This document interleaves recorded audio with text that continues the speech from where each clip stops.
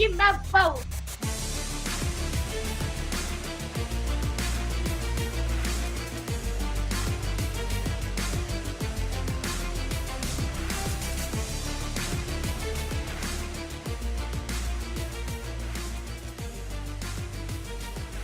Court is in session with Ryan in Sacktown on If You Don't Like That. Now, Ryan in Sacktown. Oh, must be Ryno.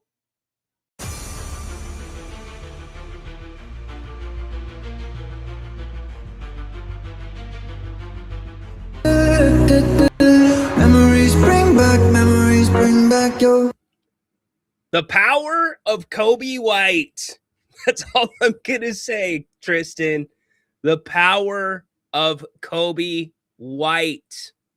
Now, it's very possible that Lonzo Ball was going to have to be traded because he was not going to be able to drive in North Carolina anymore. And, moving to Minnesota gives him a couple more points on the record, or he is allowed to have a couple more points. Unconfirmed. I've not followed up on that. But yes, before the trade is even official, the ink is still drying on Kobe White's new contract. We'll talk about it here in a little bit. What's up, Kings Court? Ryno with you. Hope you're having a great day coming off of 2 very full days of NBA coverage. The Kings finish out their draft. The Americans play tonight in the World Cup. Anybody watching? You got 4 Americans with yellow cards. Probably not the right game to trout the whole team. Anybody with a yellow card, you're probably not stepping onto the pitch. And speaking of that, why is soccer so special that their field can't be called a field? The airing of grievances. I got a lot of problems with you people. Now you're going to hear about it. I mean, is soccer like Globo Gym? We're better than you and we know it? No, that's not a field. No, that's a pitch. Can somebody explain that to me? I just don't get it. And then when guys are putting their ankles on backwards, they're not flopping around at all. They're just laying there. But if you sprain a toenail in soccer, or it looks like you get touched, you're down like rolling around. Like you just had a limb severed. It's incredible. I don't know. Maybe there's something to it with the pitch. The pitch. Can somebody answer that for me? Another NBA draft has come and gone. And for all the mock drafts out there, nobody correctly predicted the NBA draft. Again, never been done. Yeah. So get in on the show today if you would like to, because I don't think we're going to go super long. I think we are going to go for about an hour 15. Darius Acuff and John Calipari were on a show today, which I'm not a big fan of, but Darius is there. I want to hear what he has to say. Cal, Coach Cal, you don't need to put your car salesman stuff on. The kid already got drafted, all right? But you can see a genuine connection that he makes with his kids. And by the way, Darius Acuff made number 30. That's the 30th player that's ever been drafted that's played for John Calipari. Great show yesterday with Jerry. Thanks for everybody who showed up to that. Go back and watch it. If you didn't get a chance, you can listen to it. The King's Court with Ryno, available anywhere that you find podcasts. Got Grant 7:00 tonight as well. Uniforms are called a kit in soccer. Okay. All right. So maybe it's just a language thing because soccer is mostly played overseas. It's biggest overseas. Shout out to Dorian, who was at Team Mexico's game last night in Mexico City. Very interesting. Sorry, I'm spicy today. I had a weird morning. I had a really weird morning. I woke up. Is there like one thing when you wake up in the morning, it's you go straight for it? It might be the treadmill. No bathroom humor, by the way. Keep that out of the chat. But do you go straight for the treadmill? Do you go for like a glass of orange juice, water, tea, haunted horse, diet Coke? Like, is there that one thing that you do first? For me, it is coffee. And I woke up without any coffee. And I'm like, oh my gosh, the house is dry. I don't have coffee. And then I got to get the son to school. And then we got to get the wife's car over to Les Schwab for tires. Thank goodness Les Schwab had coffee, which I was grateful for, and some guys that watched the show. What's up, Les Schwab? Got to chop it up and talk some NBA and Kings with them while the car was getting done. But then you go to pay, and I forgot my wallet. Like, forgetting your wallet is just on the list of things because it's the worst list. It's getting pulled over by a police officer, even though you haven't done anything wrong. Forgetting your wallet, and you're like, okay, did I put it in my pocket or not? So tap to pay saved me today. So I'm a little spicy. And then here's the other thing. So I'm waiting for the car. Okay. And the Les Schwab is right by the Elk Grove Auto Mall. Yes, I've told you that I live in Elk Grove because I stand on the highest hills of Elk Grove yelling, Kobe White, which is now not a possibility, but it's right by the Auto Mall. There is a very good breakfast burrito place right there. And not as good as Bennett's Brunch, but really, really good breakfast burrito place. And so I'm like, you know what? I'll take a stroll over there. I'll grab one of those. I'll bring it home. I'll share it with the wife. And I go to press the button across the street, and this thing was so loud. It in the traffic's going, it screamed at me, man. I almost jumped into the street. It was that loud. So I'm telling you, it's been a weird one. So let's have a good show. Let's get this out. Let's knock it out. If you have a grievance, let me know. What up, Caniacs? I got a question. What up? Are y'all If you had pumped up for Game 5 of these Eastern Conference 150,000, Finals? Darius Acuff is going to have 150,000 here in a little bit. By the way, the Kings will introduce Darius Acuff and Emmanuel Sharp, their 45th pick, and Alex Caravan on Monday. So we'll be down at the arena. They're going to do okay. Flores knows what I'm talking about. He's been there.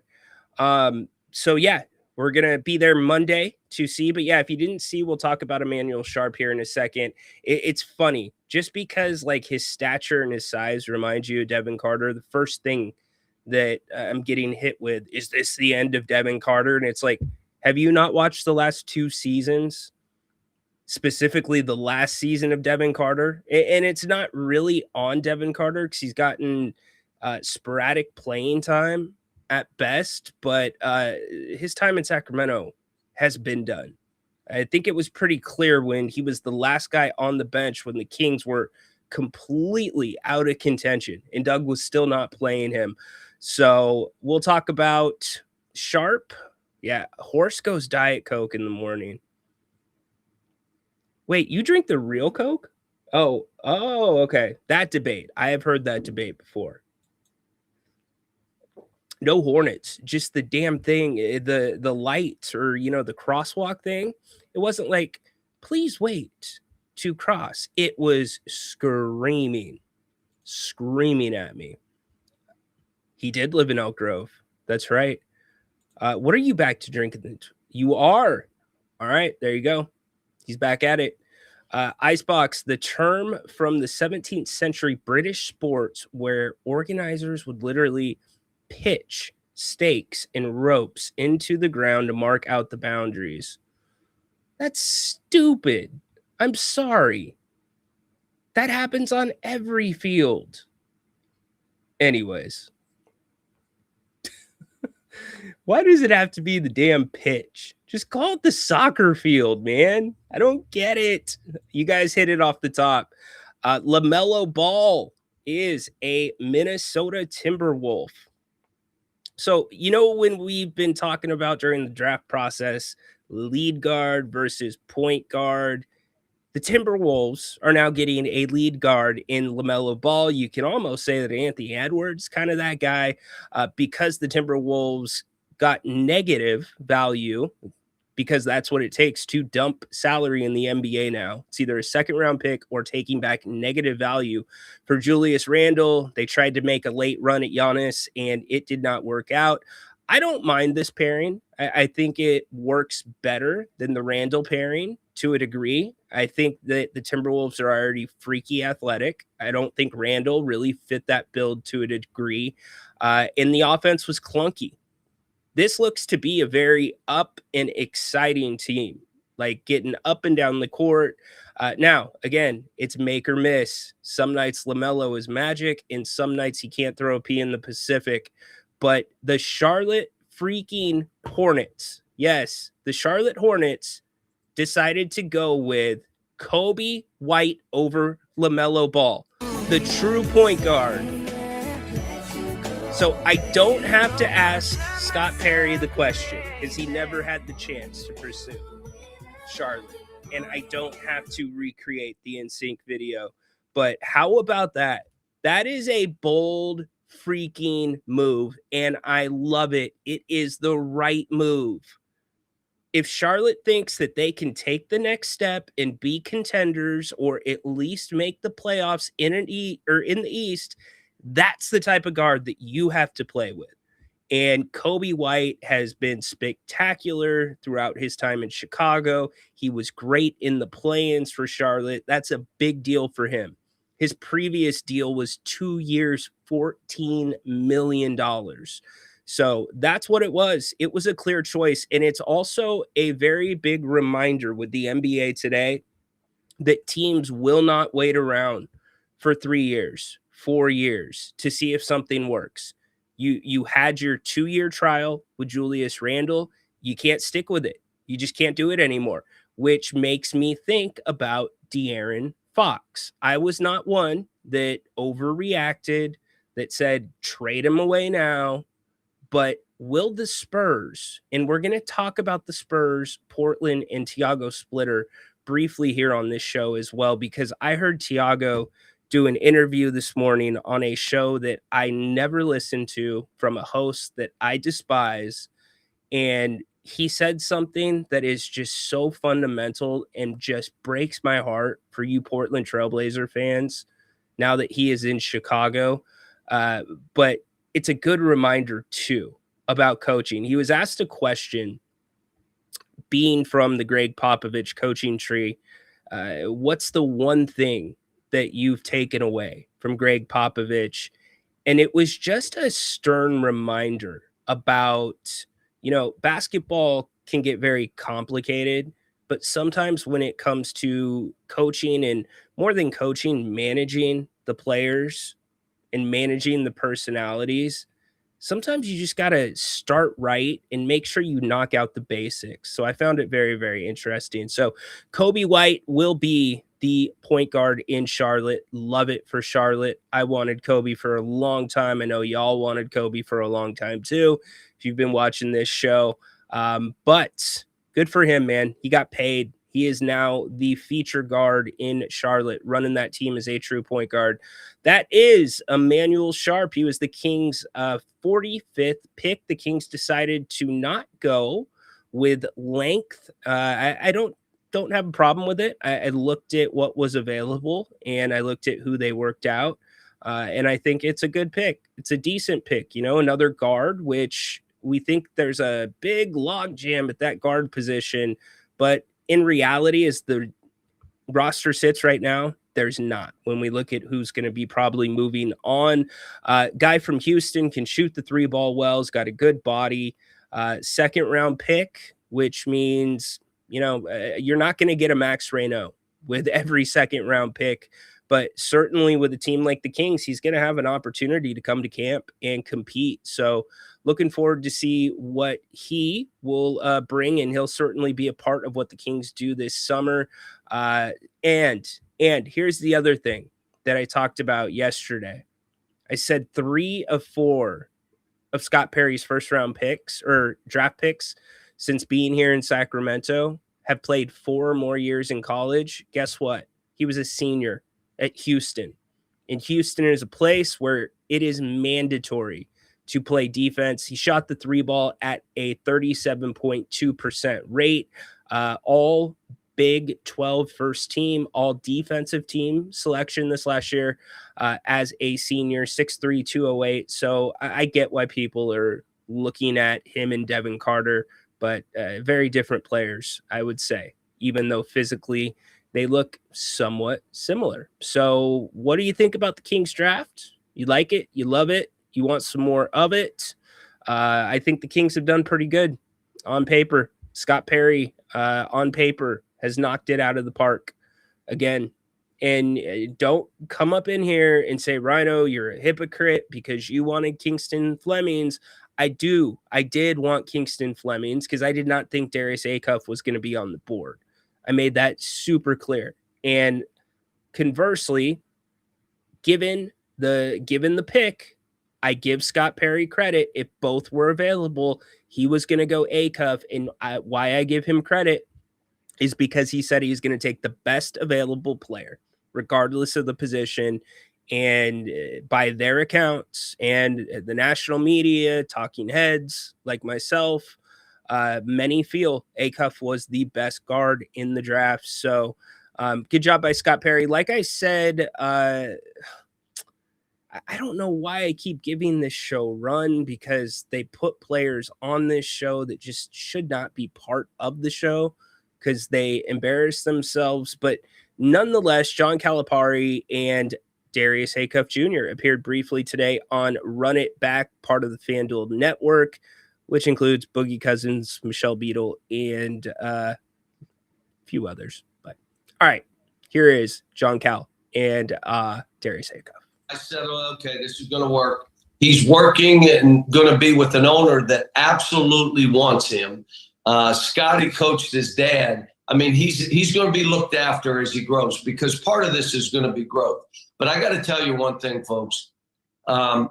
He could have shut it down this year, and he did not. He could have shut it down because of his toe. And it wasn't crazy, but hard to run. It's hard to play with the speed you need to. It's hard to defend. The last 12 games, he played that way. Would not sit out a game. Had to keep him in a boot. He didn't practice some. That's who he is. He's not a guy, load management guy. He's not. Great. He's playing. We love, as a fan and a viewer, we love hearing. Responsible sports betting starts with a game plan. Our hands, I'll say thank you to God for that, for sure. Like Coach said, Coach Scott coached my dad in college. So just building that relationship with him over the last 4 years, it's been great. And, you know, we finally here. You know, I'm fine. It's the NBA. I don't care what pick I'm getting. You know, you make it to the NBA, that's a dream. So just being there, just getting selected, that was the best part for me. Yeah. It's a great mindset to have. That's a Lou thought. Lou thinks that all the time. Absolutely. But how would you describe your game? Do you feel like pound for pound you're the best scorer in this draft? Yeah, for sure. Because I feel like I could do it in different ways. I think ball screen. I think I had a lot of ISO buckets for sure. Like end of half shots. But I feel like I can do different things to different people in the class, and you know, I just go out there and play with a bigger heart than everybody else. And when you got a coach like Coach Cal that let you rock out, you got to show out a little bit. Yeah. Ain't many to say I let him rock out. Most of them say I held him back. Must be nice. It's 2 hands. DeMarcus says 2 hands. He held me back. I don't know what you're talking about. Well, Coach, he does have the highest point average of any guard any player that you've ever coached. Dang. Is he the best scorer that you've had so far? All the guys that you've had. Look, I've had so many good players, so many lottery picks. DeMarcus, most of them say I held them back. Bam had 83. That's why I can't stand that show, man. I just can't.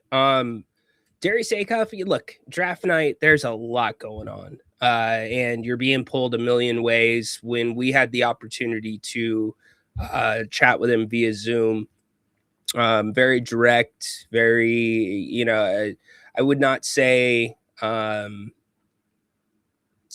what's the right word? Because he was super professional. Just very locked in and direct and very focused and just not kind of what he said there, like where, you know, he wants to be the best player on the floor. He said that. Forget what he just said a second ago, but he said something along those lines. The heart thing, the heart comment, that's what it was. I do completely get that feel from him. Now, there can sometimes be a fine line with that, right? If you don't have it going, you got to know when to rely on others, or if the 3-point shot's not falling, maybe it's time to get to the rim and get to the free throw line. But it's good to see him a little bit more relaxed, let things slow down, and then you'll get your first taste of him on Monday at 11 when the Kings introduce him. Like I said, we will be in the house for that. Alex Caravan and Manuel Sharp also will be there. What's up, Paul? What's up, BJ? Is there any chance that Sabonis does not get traded? Then you do a lesser trade to get rid of salary. Yes. Yeah, there is a chance, Paul, that could happen. Jerry and I talked about it yesterday, and he thought that Summer League was kind of the end of Summer League would be the cutoff because while the young guys are running on the court, all the GMs and the coaches, they're there scouting both their teams and looking at other players because there's a lot of turnover from Summer League. So sometimes deals can start kind of tindering up there, I should say. You know, like when I used to think of Tinder, like I can't even use the word Tindering anymore because like I think of the stuff that you use to like build a fire, and I'm sure half the audience thinks about like the app Tinder, and I don't even know what it is. It's like a dating app, right? Anyways, it could happen there. I doubt that you're gonna see unless there is some type of major injury, big circumstance change. I don't think you're going to see anything close to training camp, like what happened with Randall and Karl Anthony Towns. So yeah, there's a possibility. And at that point, where do you really turn? Let's look at our graphic really quick. Disregard the draft picks. So we know that you're going to be rid of DeMar DeRozan, but that does not mean you are rid of all $10 million if you stretch him. So you're only going to have 3.3 off of that 225. You're not going to bring back Doug McDermott. My guess would be Alex Caravan fills that role. Killian Hayes will not be back. Baldwin and Patrick or Plowden, that stuff's up in the air. Eubanks will not be back. Achua, you have nothing to go after Achua with. So where can you really dump salary? It's a trade for Malik Monk. You might be looking at a team without him, and I don't even know if that gets you under. Maybe it gets you close at 201, but we're not taking into account what Acuff's going to be making and also what Caravan will be making. So it will be tricky. I mean, you're going to have to be like right there. It's going to be close if you don't get rid of Sabonis. And that's why it was one of those things where it was an either or to me. It wasn't an and when it came to Sabonis and Levine. It doesn't work to me. And what you don't want to do is a player of Malik Monk's standing. I don't want to do what they did with big man Valanciunas, just dump him and send a second round pick.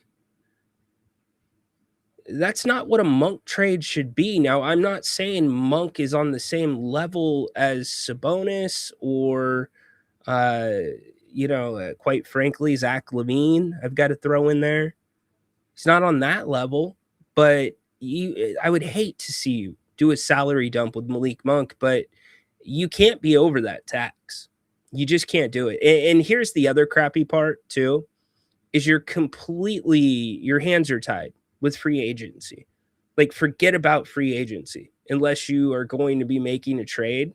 Other than your exceptions, and if you're, it's not going to, okay. You'll have your exceptions because you weren't in the apron last year. So your mid-level exception, your veteran minimum exception, that's the only stuff you're going to have to play with unless that move gets made. So we'll see as we get closer to that time. I know that it's coming up quick. Heard the Kings and the Knicks were involved in a deal with a second round pick. That was, yeah, it's like a 2020 or 2031, I want to say. It was nothing to write home about. And I think it might have been done before the draft. Based on rumors, it sounds like Sabonis and DeMar, the odd men out. Monk and Levine seem like they have to finish their contracts here. Malik doesn't have to finish his contract here, but Zach does. Yeah, Zach does. And that's the interesting thing about the makeup of this basketball team, right? If you have Zach LaVine and Darius Acuff Jr., you have to start Darius Acuff Jr. You have to. That's going to be probably your starting backcourt. So under the premise that DeMar DeRozan will not be here, your starting lineup is looking like it will be Acuff Jr., Zach LaVine. Your small forward is going to be Keegan Murray. Hunter will probably be your power forward, and Domantas Sabonis would be your center. And then you can play with the combinations from there. I'm glad we're having this conversation, though, because it kind of leads directly to what I heard earlier from Tiago Splitter. Because Grant asked me last night, obviously, Acuff's defense, college, not good. Maybe that changes in the pros. I've said it. I think defense comes from the heart. It's either something you want to do or you don't want to do it. And I think Zach LaVine last year, to be honest with you, I saw more effort from him on the defensive end. Now, that doesn't mean that he played good defense, but the effort was at least there. So if that's your backcourt, it's not a good defensive backcourt, right? On paper. But your backline, really strong. In fact, if you take Sabonis out of the lineup and you have Dylan Cardwell in there and you've got a combination of Keegan Murray, Hunter, that's a really good front line. And so it's going to be up to Doug Christie to find a way to get creative and embrace what he has. Like, you have to be realistic about the pieces of the puzzle that are going to be here in Sacramento. And if there was one mistake I think he made last year from the start, it was, this is the style that we are going to play. This is what we're going to do. Either get with the program, get with Kings basketball, or, you're not going to play. And that was the whole 94 feet thing and picking up. Well, the reality was you didn't have the players to do that for 48 minutes, nor do teams typically do that for 48 minutes. If they did, they would be winning championships. That's a really hard thing to do. But second, the guys that could probably play a little bit more of that style, he wasn't playing them. Devin Carter, Keon Ellis, and Doug never really made an example of any of the guys that were in the rotation that were making mistakes. In fact, it was actually the other way. I remember a game, it was late November,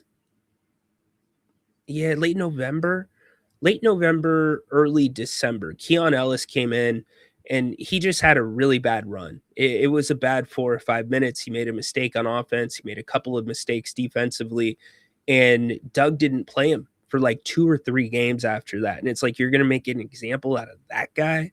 Like, that's not really how it works. In fact, I think that's how you maybe lose a little bit of respect in the locker room with the guys. And so it's going to be on Doug to find a way to get creative with what you have. The Kings have been good with zone defenses at times.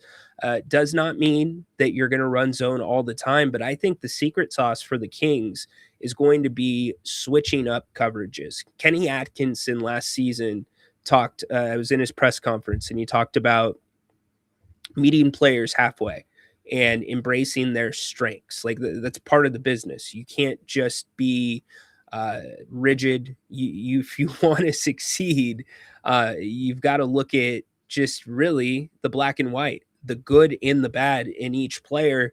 And then secondly, what you have to do is something that Tiago Splitter said today. We're not talking rocket science here. These are not things that you need to put into AI and create a program to spit out, a creative new defensive scheme. Some of the stuff is just very simple. And Doug did it when he took over for Mike Brown. He lined the guys up and he said, this is your role on the team. This is going to be your role. This is going to be your role. This is going to be your role. And that was something that Mike had not done that year. In fact, Mike was not very comfortable with the rotation whatsoever. And he was not quiet about that or shy about sharing that with the media. And things worked okay when Doug took over. Guys looked a little more comfortable. Kevin Herter had said, yeah, I know what I'm coming in. I know what I'm supposed to do. And so Tiago Splitter today was on with a host that I don't really like. There was nothing else on at the moment. So I accidentally landed on that station. I was lucky enough to hear him say this and hear this question. But the host asked, what is one thing that you take away from Greg Popovich being a part of his coaching tree now? Tiago Splitter, for those that don't know, was the interim coach for Portland this year. Portland's extreme cheapskate owner, who we have an article from Sam Amick that we will read in a little bit about that job, because there's been a lot of back and forth about some people that like the contract. The NBA coaches do not. Sam details it. We'll talk about it. But Tiago Splitter was the interim, ended up going to Chicago.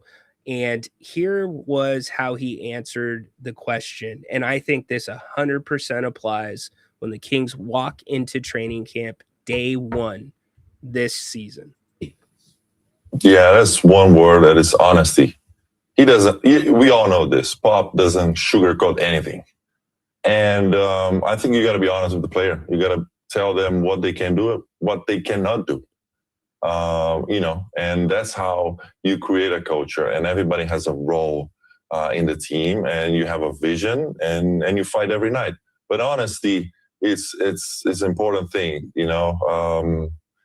telling the truth to the player from the beginning, telling who he is, and go from there.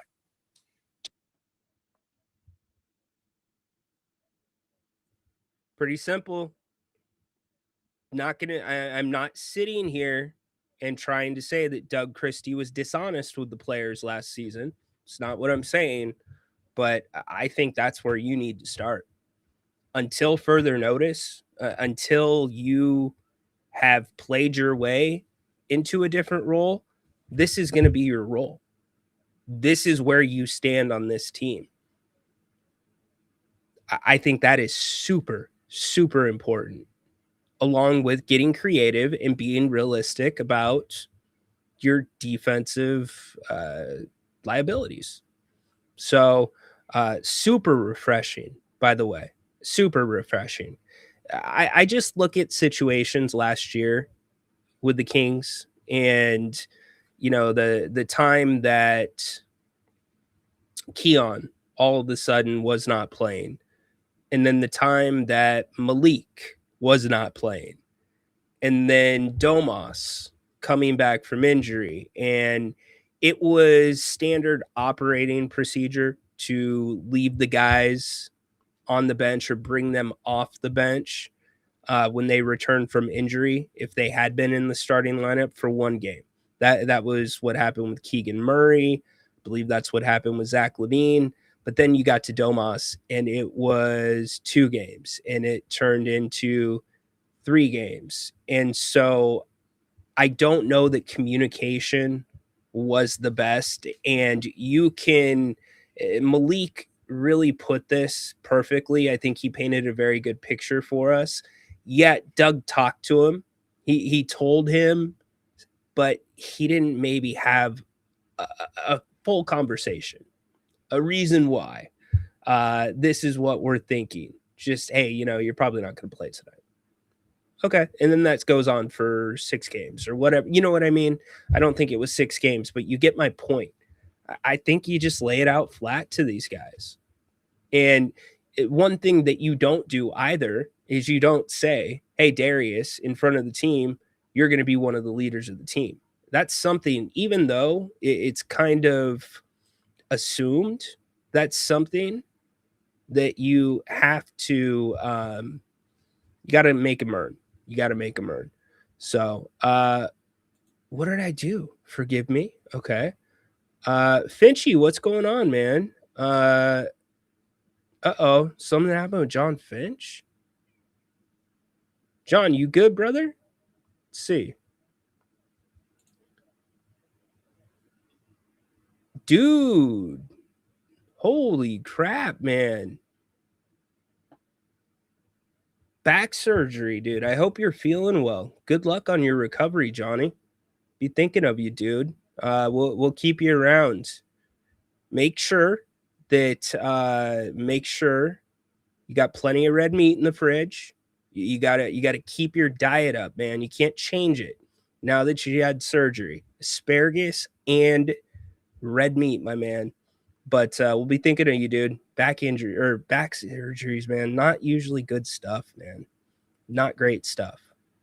Sometimes 1 turns into 3. But dude, at least, you know what, Finchy? Here's what I would tell you. At least you got to the point where you've had surgery. Sometimes that gets kicked down the road and people go a while in a lot of pain without getting their surgeries. So hope everything works out, my man. Yours Kings don't have huge problems to solve. They will find a way with Sabonis and the young guys, at least for a season. Yeah, I mean, there's certainly one way to look at it. You're not wrong. With all the injuries that they had last year, can't be any worse, right? Paul, Sabonis is still a triple-double threat, and Malik is an attractive contract. Given his value, I can't see trading just for the sake of trading. Imaginative with the salary space. Dude, how are you? Okay, I understand what you're saying, but the numbers are the numbers. The numbers are your numbers, man. Like, how are you going to get creative with that? It's nearly impossible. And don't come off the top rope at me and say, oh, we shouldn't have extended Keegan, because Keegan's extension does not go against the cap. So it's black and white. Somebody's got to go, or somebody's have to go. Dude, I have to bring this guy in right now. I think he's in Mexico. He went to the World Cup. Dorian, what's up, dude? Dude, what's up, man? I'm just hanging out here listening to you from my hotel. I'm taking a little break. Yeah, I'm chilling, dude. I don't know if you've been following the World Cup. I'm sorry I've been missing your shows. No, you're good. I'm so caught up here and being in Mexico, but going to that World Cup match, if anybody in the chat's watching or they watched the game last night, that was just an incredible experience to be at that stadium at Estadio Azteca. I mean, man, it was incredible. It's something that I can't put into words. You know, I've been trying to go to the World Cup since I was a kid, and just to watch 3 goals live out of World Cup at Estadio Azteca in Mexico City in a World Cup match, that was I've been to hundreds, maybe even thousands of Kings games, and that was, I mean, I went to every playoff game against the Warriors at home, and I thought Game 1 was the most iconic sporting experience I've ever been to. Man, that the energy here, like the celebrations, it's just incredible, man. That was just an incredible sporting experience. It was amazing to go watch Mexico score 3 goals against the Czech Republic last night. It was incredible. I mean, you look like somebody that just had like a major like experience. Like, you look changed, and you were at Madison Square Garden earlier this year too. I mean, like, what is it about the World Cup and being in that atmosphere? Ryno, I don't know, man. It's something that you can't really put into words. Maybe it's just because it's I'm Mexicano and just the people and the culture and just what's going on out here right now with, you walk out here outside the hotel. I mean, everybody has their Mexico jersey on. There's flags being waved everywhere. Everyone is just literally anticipating the next match. Like every conversation is about the Mexican soccer team, like from the Uber drivers to the taxi drivers to people walking down the street. It's just something that you have to experience with your own eyes. And I know some of the chat doesn't really follow a lot of soccer, but it doesn't. You don't have to follow soccer to appreciate what sport does, and just like how everything comes together. I mean, this is just it's an incredible time to be a Mexico fan. And I'm just really grateful to have experienced a World Cup match, man. It was just awesome. It's like I said, it's an outer body experience as a fan, just to having been at an iconic stadium yesterday. It's not like, and like the celebrations here, they're non-violent. There hasn't been any fights. Everyone is just celebrating. There hasn't been any destruction of property. Like, it's just a different type of energy out here, man. It's just really incredible. Really incredible. Insane, man. So Insane. Is it like I need to go back, or do you like feel full and satisfied and that was the perfect experience? It's something that I will continue probably doing for the rest of my life. Every 4 years, as long as Mexico makes the World Cup, I will follow Mexico, just because my love for Mexico is just as much as the Sacramento Kings. But it's just an experience, man. It's something that I've always been wanting to do since I was a kid. And obviously, the things that we as individuals prioritize is just something that's unique to our own experience. And sure, it's incredible, man. It's really, really incredible. I know Lynn loves Formula One. I know a lot of other, people here enjoy hockey. It's the same feeling, right? Your favorite sports teams, people, they're teams that you grew up watching. And now as adults, like, it's just something that I can't really describe, man. It's something that you just have to experience for yourself in whatever team that you love or whatever it is that you prioritize in your life. It's incredible. It's unadulterated, uncut, unfiltered, 100% pure sport. It hits you right in your heart. Yeah, I hear you, dude. Really quick, what's your take on Team USA?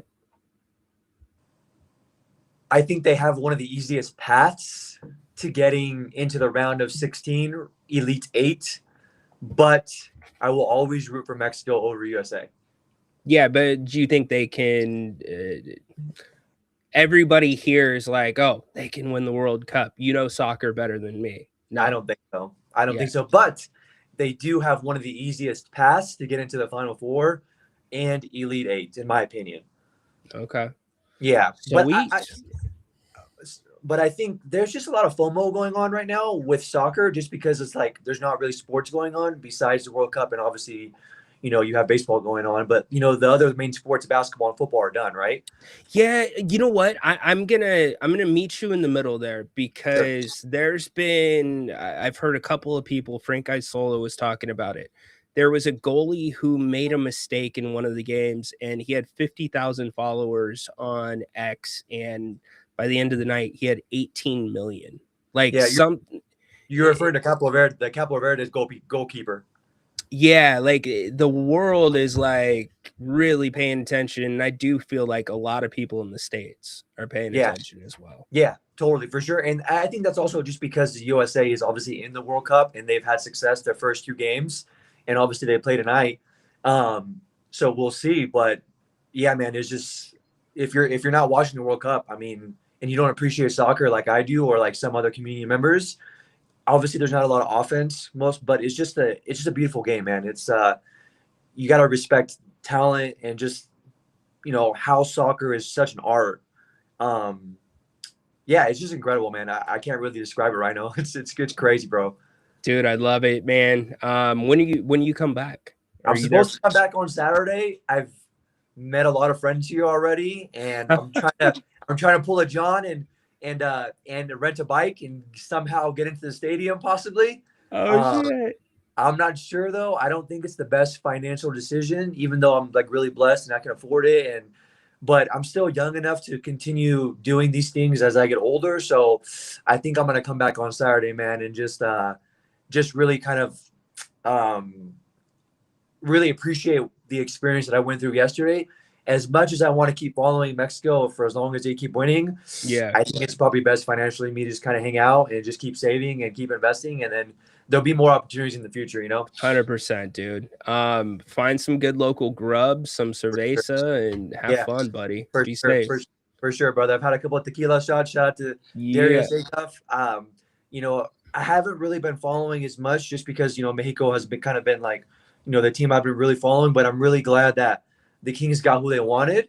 And I'm hoping Darius can be, obviously he's going to come into the team. He's coming onto the team with a lot of pressure. I didn't get to watch the full draft. I did get to watch a little bit of the highlights, but I'm excited for Kings fans. And I hope that Scott Perry hit this pick. I really do. I really hope that Darius can bring this energy, this type of leadership that the Kings have needed for a very long time from a young player. And we'll see. We'll got to pray for it. So Dorian, this is, I was at the draft and not New York, but here in Sacramento. This was the fan base. I believe when they announced, this is either when they announced Darius or they announced Mikel Brown Jr. before him. Like everybody wanted Acuff. Sure. With the 6th pick in the 2026 NBA draft, the Brooklyn Nets select Mikel Brown Jr. So Sacramento wanted Darius Acuff. The fan base did, at least. Yeah, for sure. So for sure. Cool. I'm excited. He'll be here Monday. I'm excited, man. I'm excited. Once I get back from Mexico, I'll keep watching and get back to my routine. But for now, I'm going to enjoy the next couple of days, and we'll see what happens. But arriba Mexico, viva Mexico, and go Kings for life, man. For sure, dude. Love it, dude. Thanks for taking time to call. Always, Ryno. See you, making it better all the time, dude. If I had a way to get a couple pesos to Dorian, get him a shot or two. What a great guy, man. You could just see on his face, like he's awe-struck and still godsmacked at what he got to experience yesterday. It's crazy, man. And think about this too. There is high. That's like one of those things where expectations have to be through the roof for that to be so far and above his expectations. Incredible, man. Dorian's just a great dude. Great dude. Bad judgment with clothes sometimes, but great dude. Love him. Yeah, happy for Dorian as well. Good to hear that other countries don't burn stuff and throw stuff into the ocean when they win. What about the lady that stole the damn trash can in New York? She worked for Chase. She worked for JP Morgan Chase. And she wanted a New York Knicks painted trash can. Yeah, it's not going to look weird that I'm on the subway. It's not like, you're driving your SUV and you throw the trash can into the back of the SUV. No, it's the subway. You're going through the subway and on the trains with a trash can. I know there's a lot of weird crap that happens in New York, but even that would strike me as weird. And yes, I have seen that dude, what's his name? Tim something, that puts on WWE wrestling matches on the subway where they dress up like Kane and Undertaker and Austin and all them. Yeah, like, come on, man. Weird. World Cup always gives the host country easier path. Really? Did not know that. France and England, favorites to win.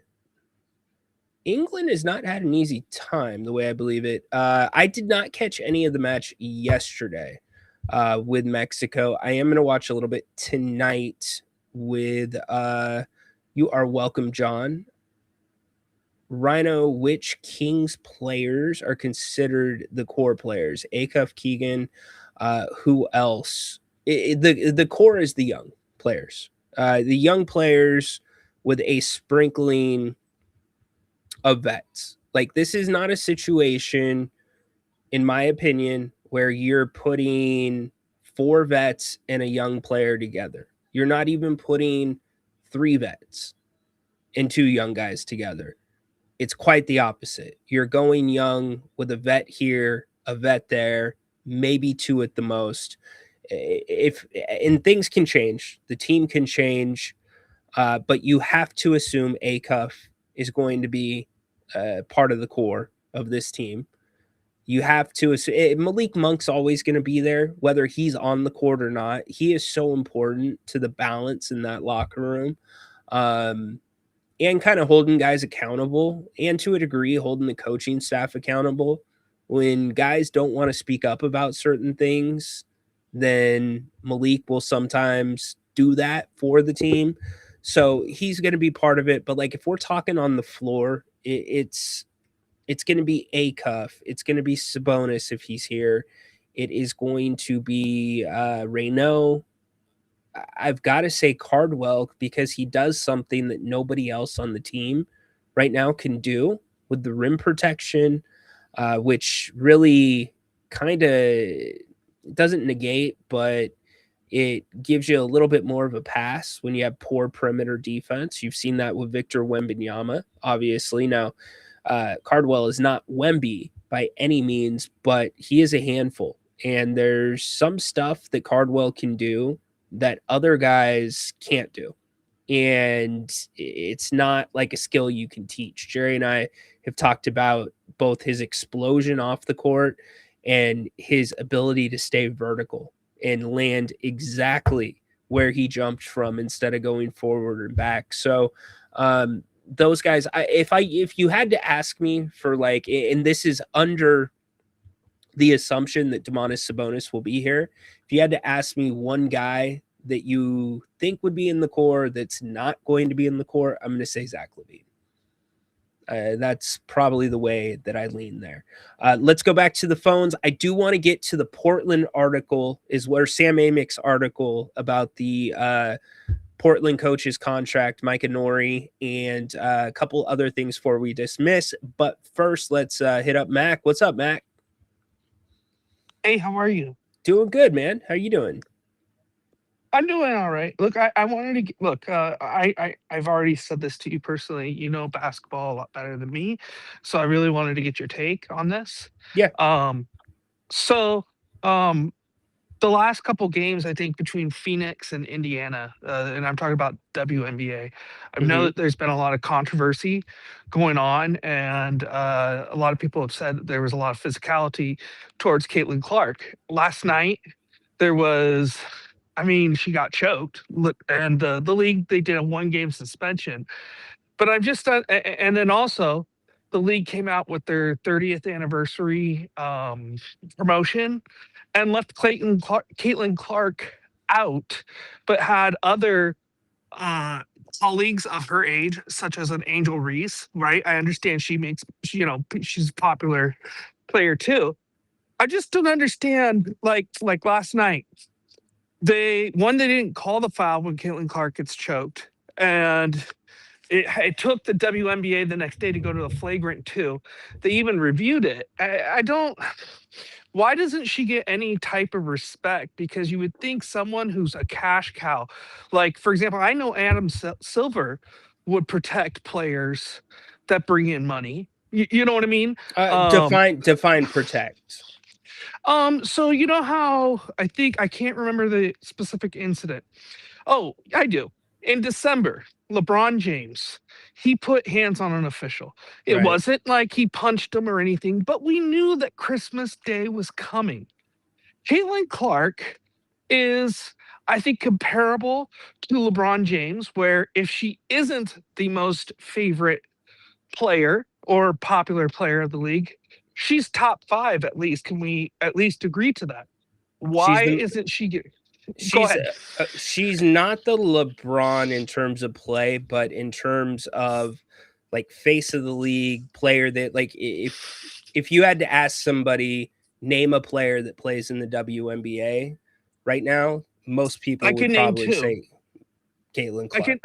I can only name 3. There's that Sophie Cunningham, Caitlin Clark, and Angel Reese.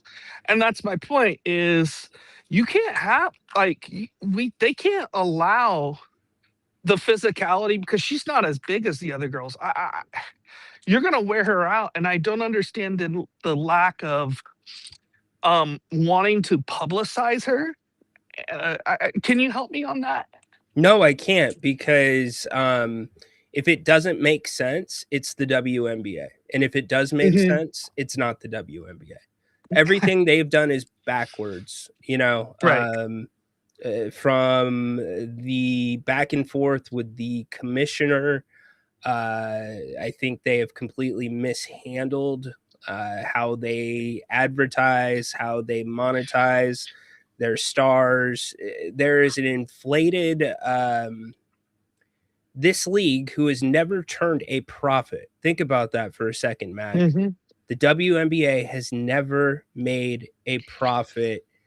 There is an entitlement there, and unfortunately, in my opinion, David Stern's biggest mistake was putting NBA on the W part of it, because now you have associated it with the greatest, highest basketball league in the world. And quite frankly, these are the best women's basketball players in the world, but the league is not at the NBA's level. So if you're a layman, if you're whoever, you're expecting that's the WNBA. It has NBA attached to it. And therefore, I think with the players, they're looking at what the NBA people get, the guys, and they think they're entitled to it. Okay, well, if you want a portion of the profits, great, but that also means you got to pay a portion of the liabilities, and so I think that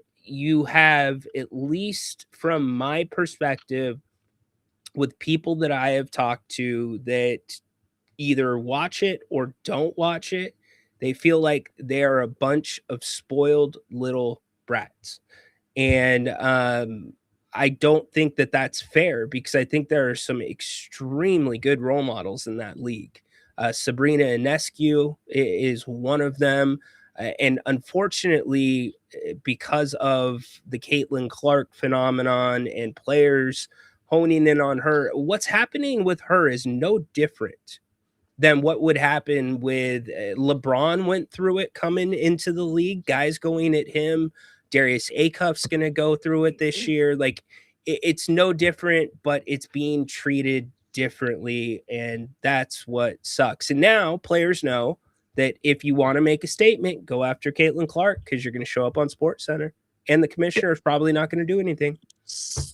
Well, and that, can I tell you one other thing that kind of grinds my gears and I don't understand is usually when a guy went in, like you mentioned LeBron, somebody goes after a young guy that has a lot of talent, you have someone stepping up, right? At least early in her career, I couldn't believe the lack of teammates who wouldn't step up for her. I don't care. Like, in my opinion, you could be my least favorite teammate. If someone messes with you, that's part of being a part of a team. We're wolves. We're a pack. We go together. And I just don't understand that. But one other thing that kind of, because you brought up the airing of grievances, but this is something that really ticks me off. Not ticks me off, but I guess because the guy's young. Did you happen to see the ending of the Giants game last night? I did not. Okay. So it ends on a walk-off. The ball is hit 420, but he hits the ball to the deepest part of the park, and it's at 4, which is approximately 410, right? So it didn't go out by much. This guy's a rookie, and he hits it, and he stands in the batter's box. Now, you know and I know, because we're from California, San Francisco wind. That's Can not change. Yeah, I got you. Absolutely. There's 2 outs in the ninth, and you're standing in the batter's box. If that ball doesn't get out, you're not at second. You're not in scoring position. What good was what you just did? That's kind of, I know Grant has mentioned this. That is kind of what's grinding my gears about baseball, is you just see that. Like, you could celebrate, you could do cartwheels, but you got to be moving out of the box. That's all I have to say. You know what I mean? I'm not saying don't have fun. I'm with you. But that was all. That's all I had to say. Anyway, I hope you have a great day. Yeah, you Take too, it buddy. easy. Good call. It was good to hear from Appreciate you. Bye-bye. Yeah, be well, Mac. It's funny that Mac brought up the Giants because I'm not going to hammer you over the head with the Giants, but I'm not baseball guy.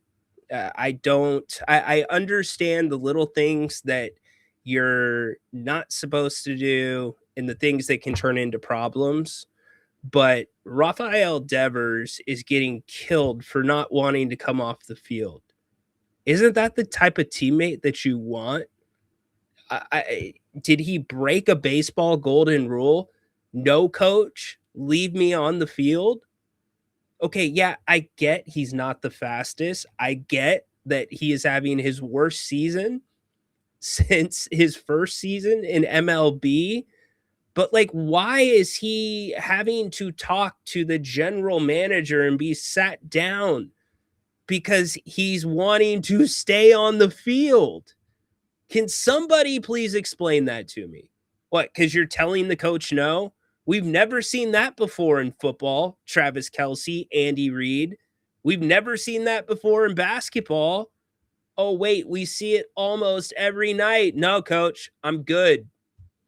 Like, why is this such a big deal? Like, but baseball's different. Again, they've got weird rules and like weird informal rules, unwritten rules. But that just like, that's what you're killing him for? Interesting.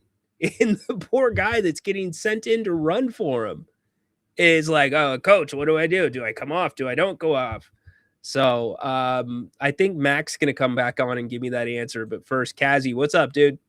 Hey, I've just been listening for the last like 15 minutes now. When I woke up this morning and saw the news for LaMelo being traded to the Timberwolves, I was actually shocked because I saw it on Instagram.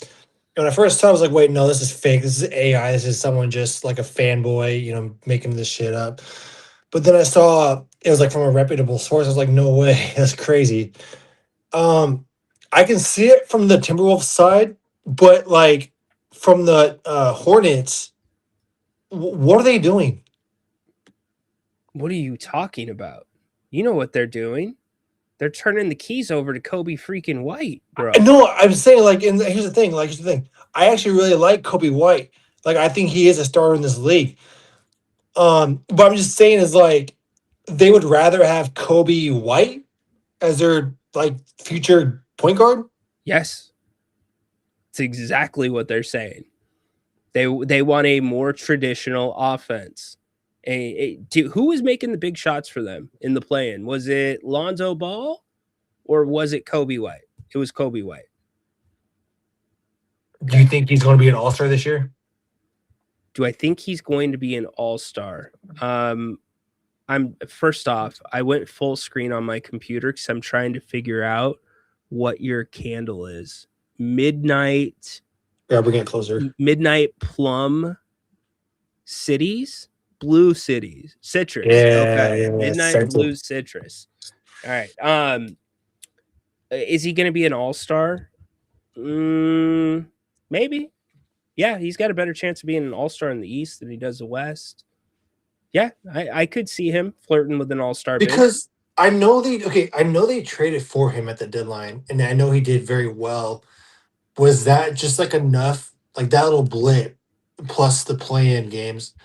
Was that just enough for them for the Hornets organization to be like, okay, yep, that's our guy. Let's trade Melo. It is the exact difference, the separator that I have been talking about for 6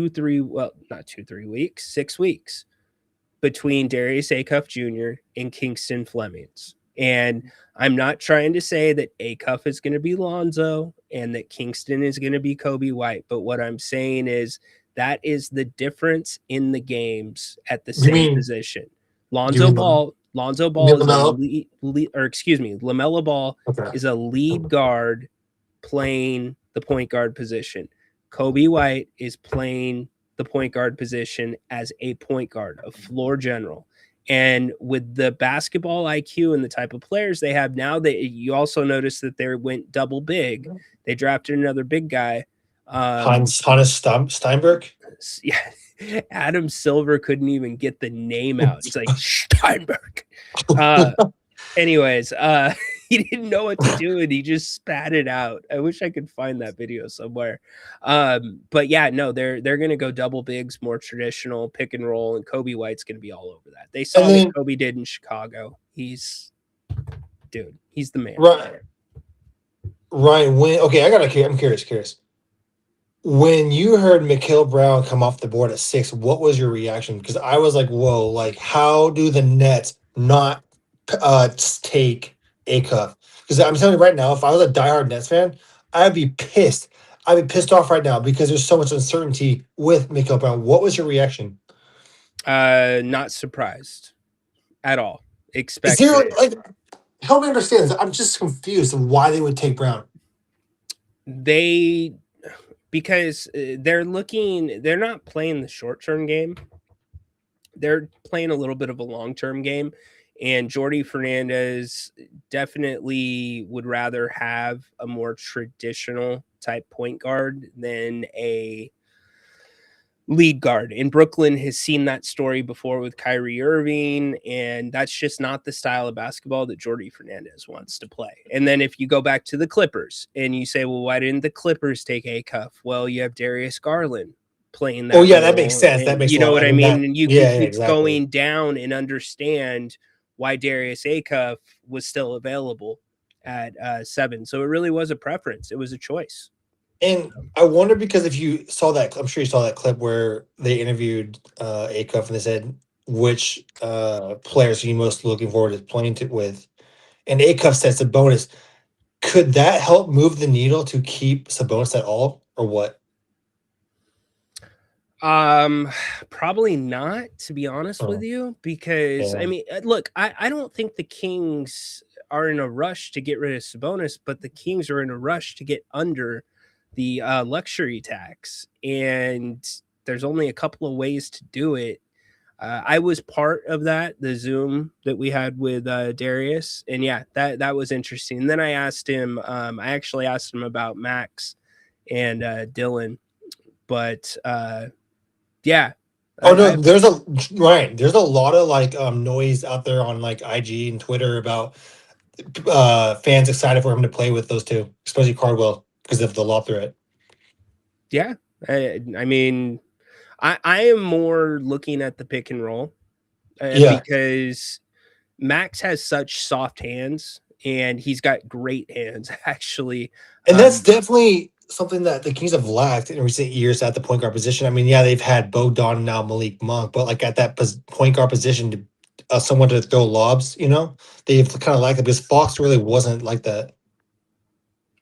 I'm rubbing my eyes because the Kings were the absolute worst team in the NBA last year at throwing alley-oops. Like every time they threw an oop, we all held our breath. Like I think if there is a stat, if somebody can find me the stat of the Kings conversion rates on alley-oops, I promise you it's below 50%. Right now, it was awful.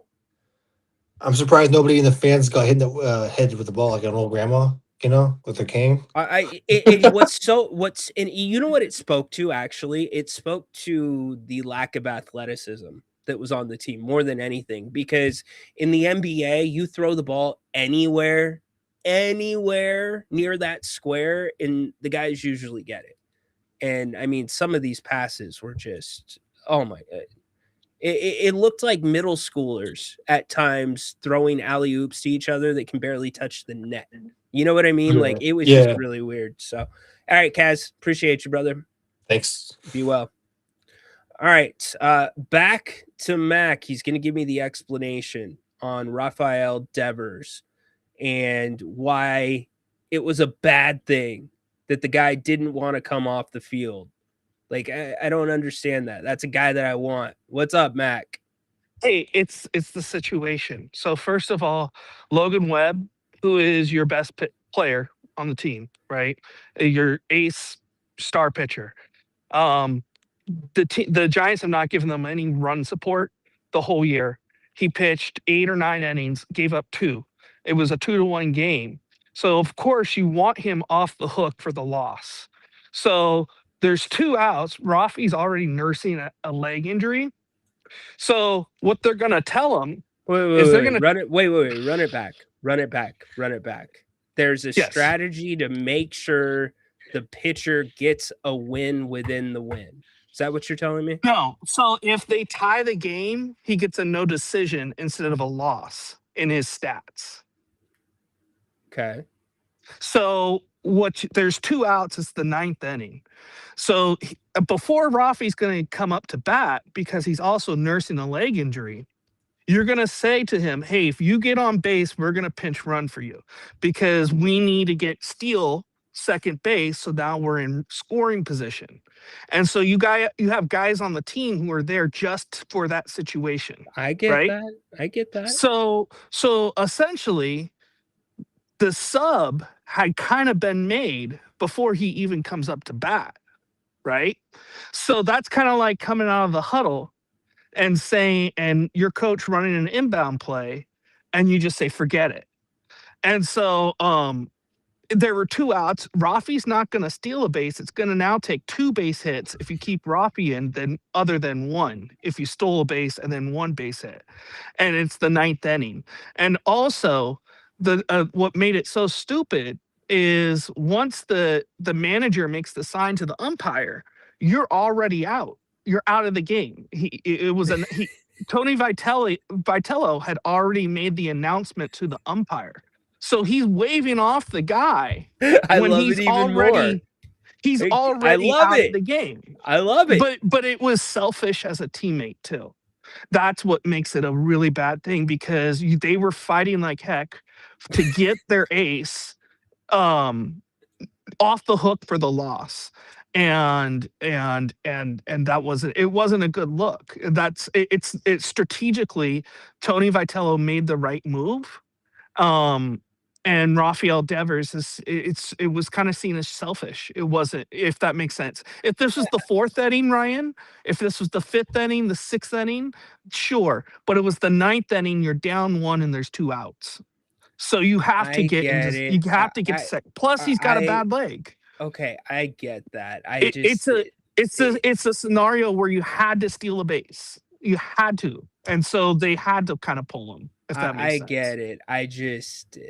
It's the getting the stat within the win. That's just like, all right. Well, and the situational awareness too. He's a professional, he's a Major League Baseball player. If I know that situation, he must know that too. But right? that's what makes it great, Matt, because like we've seen guys with injured legs get there and make the play. Like he thought he could do it. Coach, I got this, man. Ryan, if you watch the Giants, he's not.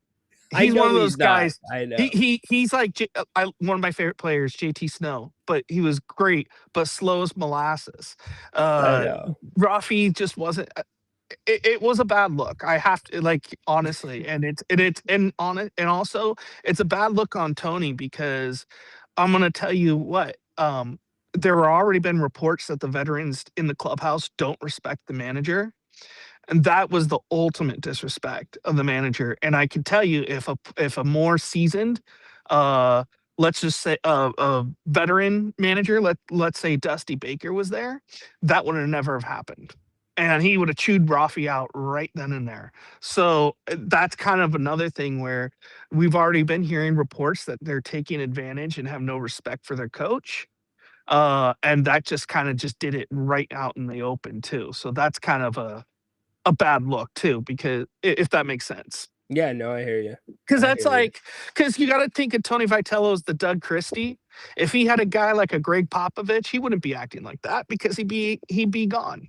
So anyway, that's why it was. I can't defend Rafael Devers. I understand what you're saying, but it's not the situation. You're down by a run. It's not the situation. It wasn't a right. It wasn't. It was strategically. It was the right move, and also, it was a selfish move as a teammate because your pitcher. All year long, Logan Webb has been throwing very, very well, and they can't score for him. And a big reason they can't score is because Rafael Devers strikes out and is hitting 220. So this was his time to kind of be like, all right, I did my job. I got on base, and we're going to win this one, and I'm going to pick up my teammate. And so that's why it's a very big deal. Is it's not like guy's been putting up Barry Bonds numbers, and he had an opportunity to pick up a teammate, and he just didn't care. So that's the problem. All right, So, brother. Anyway, have a great day. All right, be well. See you Mac. later. All right, bye-bye. You know, I could just as easily make the argument. I mean, it is, and Mac knows what he's talking about. He's right, but I can make the argument that Rafi knew I've been subpar this year. Got myself on base, got myself a walk. No, Skip, I got this. Skip, I care about Logan so much that, you know, even though I am slower than molasses, I'm going to get that base, Skip. I don't care if I have to somersault to third base too, Skip. I'm going to get there. We're getting this win for Logan. Stop. Don't question me, Skip. Could have been that too. It's interesting that Max like laying out, okay, you know, they want to make sure that Logan Webb doesn't get the loss because it was a 2-1 game. He pitched well. He doesn't deserve a loss. Like, I get that, but like at the end of the day, like it's win or lose. Isn't that like hunting stats? Isn't that a nuance? I know you pitched well, but your team still lost. You know what I should have on? You know what? Maybe I might ask Brian Knight, retired MLB umpire, to come on this show. And we can talk about some of these informal baseball rules. And I'm going to have to get myself real educated on baseball. Where we at? Yeah. Yeah. Where are we at? Thanks, Keon. So, Team USA tonight, we talked about that. People that call managers Skip are the same people that call soccer fields a bitch. All right, horse. All right, horse. All right. I want winners. That's a winner. Good job. Good job. Skip. Don't you have to call him Skip? Skip. You know, I was just on Netflix the other day, and you know what they put up on Netflix? Rookie of the Year. Anybody my age, you grew up with that movie. When that movie came out, like you literally thought, like you didn't see it as a movie. Like you thought it is possible for me to play in the pros as a kid. Look at Henry Roland Mucker. Dude was, he breaks his arm and all of a sudden he's got a cannon and he's playing in Chicago and he's a kid and he's traveling and making money. Like, dude, that kept me outside shooting hoops for at least an extra 15 to 20 minutes. What was it? Henry Roland Gardner. And the Skip says his name wrong every single time. The whole team says his name wrong every single time. Holy crap. That was a good movie. That's what taught me my baseball, my inside baseball. But yeah, maybe I'll see if we can get Brian Knight on. That would be good. If you're just joining us, the Kings will introduce their rookie class of 2026 on Monday. We will be out there for that. 11 a.m. It will stream live on kings.com. I'm sure it'll be on some of the other news stations too. That would be my guess. Also, Grant tonight, 7 o'clock in Thailand, vacationing. I popped on the show yesterday to see if he was going to be wearing a jersey for the third night in a row. He was not. So maybe he'll be rocking a jersey tonight. But join him at 7. o'clock. Do I have time to get to it? You know what? Let's do it really quick. Sam Amick, because Sam does a great job. And Jerry and I talked about this yesterday with the Portland Trailblazers. And I went on another show last night. Please do not go looking it up. You don't need to. Just leave it alone. Act like I didn't say that. And the subject came up about people that are in favor of Tom Dundon and the contract that he has given to his new head coach, Micah Nori. And Micah Nori's the one who took the job. You know, there's only 30 in the NBA. He is the lowest paid coach. Yes, Doug Christie is being paid more on an annual basis. But Tom Dundon is doing a sliding scale based on performance, based on winning. Well, we're assuming, but a sliding scale based on the team's success. Okay, in theory, I get it, but it's also the NBA. This is not door-to-door sales. If you are good enough to get one of 30 jobs in the NBA, there's a reason there's an NBA Players Association. There's a reason there's an NBA Coaches Association. There's a reason why there's an NBA Referees Association. And all those associations have collective bargaining agreements with the NBA to make sure that, you know, things are fair. There are boundaries in place. And so you put Micah Nori in this impossible situation to a degree where, think about if it was you or I. Hey, this has been your dream to be an NBA coach. Hey, Haunted Horse, it's your dream to be an extra in this summer's biggest blockbuster. Hey, Jason Jones, it's your dream to play for the Giants. Mac, it's your dream to play for the Sharks. Yeah, because I have a commitment that I got to get to. You get what I'm saying? Like Ryno, I don't know what my dream in sports would be at this point at 42. Anyways, point is, you would probably do it for free, right? So, okay, forget the money. Like, I'm going to succeed. I got this, right? And so the point is, and many coaches came out, like, this should have never have been offered. And Sam Amick did an article today in The Athletic. I want to read a little bit of it. In wake of Micah Nori's hiring by the Portland Trailblazers this week, his coaching contemporaries experiencing two very different, equally intense motions.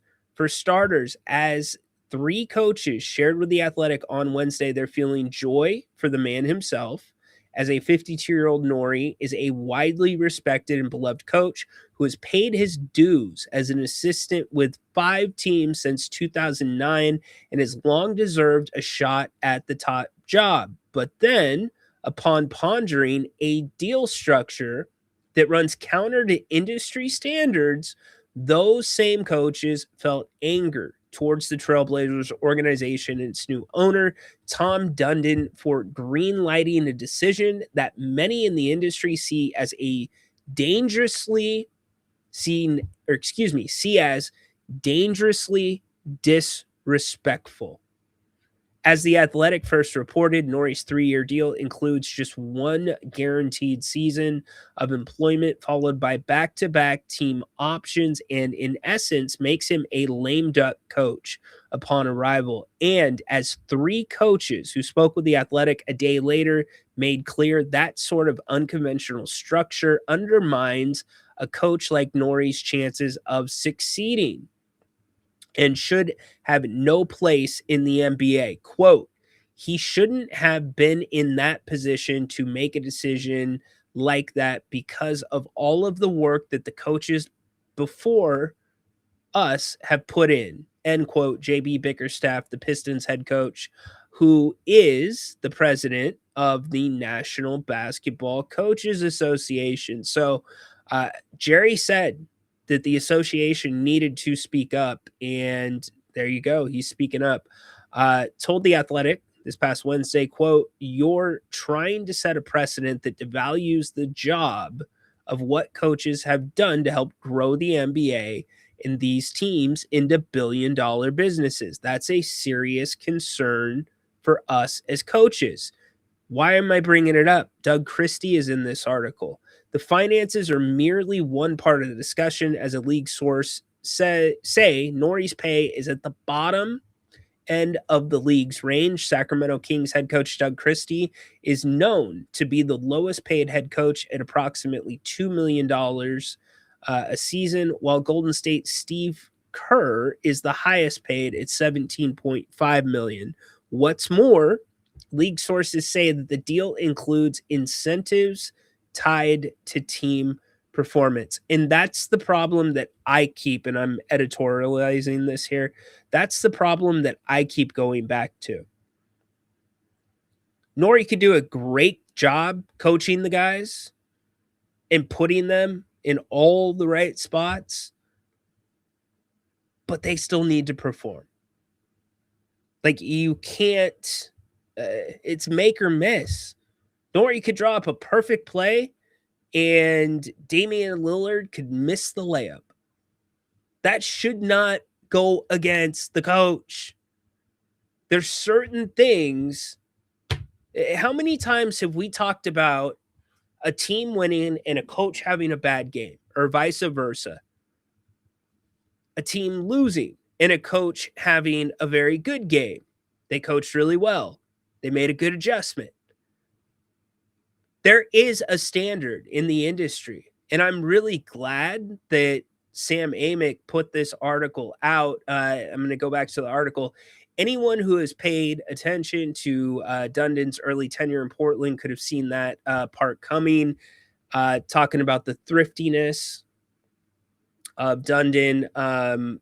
Quote, "Insert any coach's name, and I think the frustration of the terms of the deal for our professions is what's infuriating a lot of coaches," said Lloyd Pierce, the former Atlanta Hawks head coach, who had been a lead assistant with the Indiana Pacers in 2021 and in the NBA since 2007. Quote, "We can't afford to have integrity of our coaching profession be attacked in any way that says we have to prove it."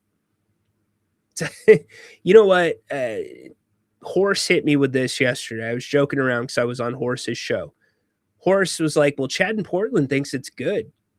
Chad in Portland is the host of the Rip City Drive, right? I think Horse up there in Portland, and covers the Trailblazers.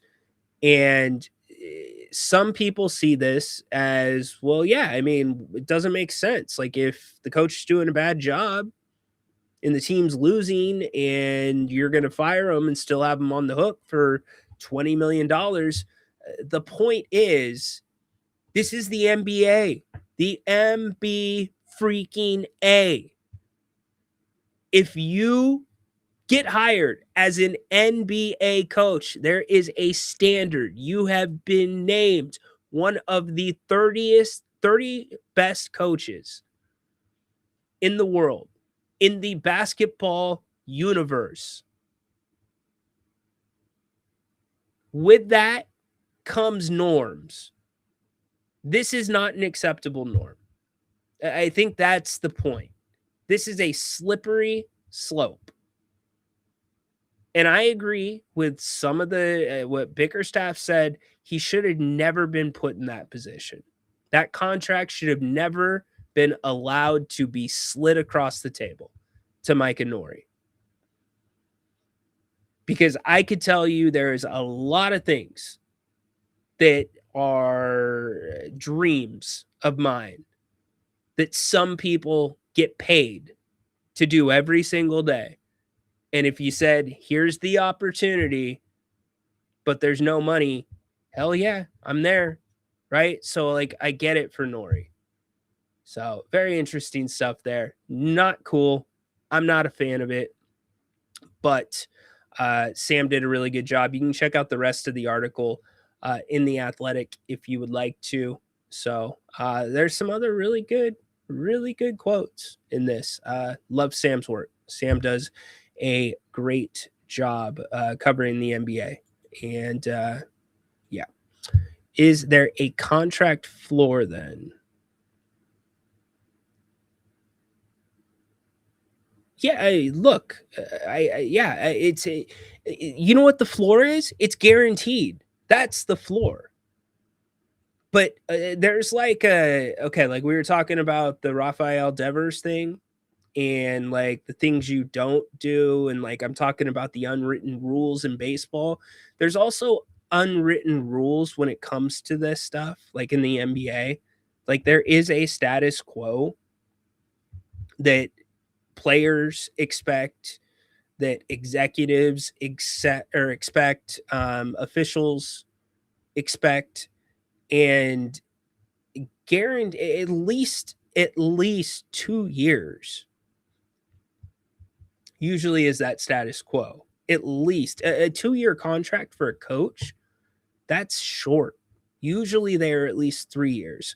Usually what you see is 2 years with a 3rd year option. That's what you saw with Mike Brown on the extension. So a lame duck 1-year coaching job,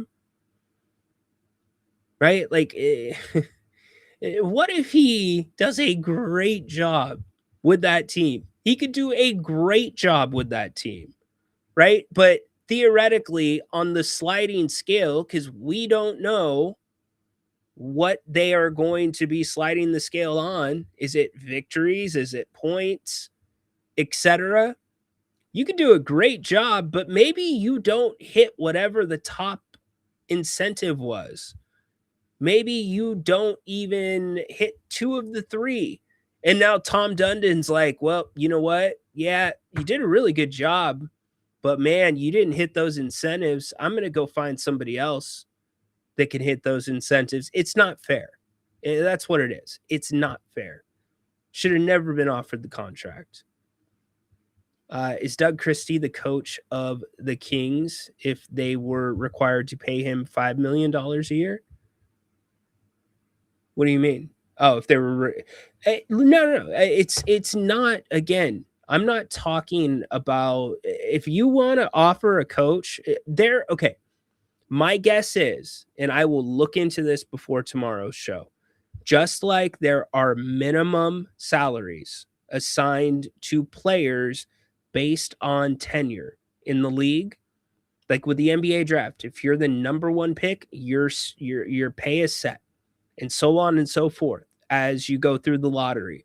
But just as there's that, and there's veteran minimums, et cetera, rookie minimums, I'm sure there's that with the coaches. If you want to offer a coach a job for whatever the minimum pay is that's been agreed upon between the Coaches Association and the NBA, fine. But a 1-year contract ain't cool. That's the big problem here, and a sliding scale for incentives. You know, it's different when you're a player and not a coach. You see this all the time with players. But when you're a coach, there's only so much you can do. So I think that's the problem. Does he at least get a soda and a bag of chips? Good question. Good question. You know, that coach's locker room might not be very stocked. He gets a soda and chips at a 50% discount from the team's cafeteria. I guarantee that Trailblazers cafeteria is one of the worst in the NBA. And do me a favor, Horse. Ask Chad in Portland. You know what? I'll wait. I'll ask Chad in Portland once the season starts what the media layout looks like. Tom Dundon, man. And what's bizarre is some of these Portland people are loving this stuff. Anyways, if you want less of me and more of Horse, he'll be going at 5 over on his channel, Hollywood Rejects. Go check him out. We'll be back tomorrow to wrap up the week wrestling segment. Grant tonight at 7. Team USA plays here in a couple hours. Don't expect their 4 players with yellows to play. You might see Plisnik for a little bit for conditioning, and Yeah, that's it for now. Monday, you'll get your rookies introduced to you. California Classic will be here before you know it. I believe it starts 2nd, 3rd of July. Got to double check that. So a lot going on. If anything happens in the meantime, we'll come back. Appreciate y'all. Have a great rest of the day. Be safe. Stay cool. John Finch, take it easy. Thinking about your brother. And Dorian, safe travels. Enjoy Mexico. Thanks to everybody else. Thanks to our callers. We'll see you tomorrow. Court is dismissed.